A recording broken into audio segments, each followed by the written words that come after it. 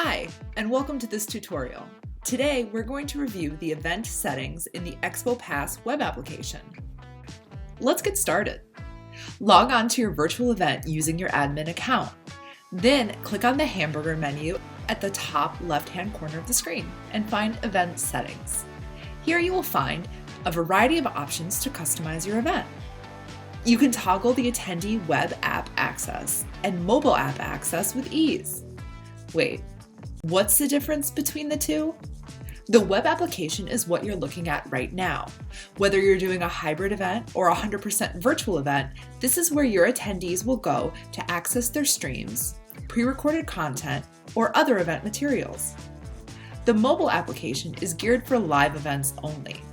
Turning this on will allow your attendees to download the mobile app and learn more about their in-person event. For each application, you have 3 options. Hover over each for more information regarding these settings. By default, these will all be set to off, so you can build out your event at your convenience. Selecting Now will allow your attendees to use their magic link to access your event. Or, in the case of your mobile application, it will add verbiage to your email confirmation that will direct your attendees to download the mobile app. Choosing Later will allow you to schedule a date and time for these applications to be turned on.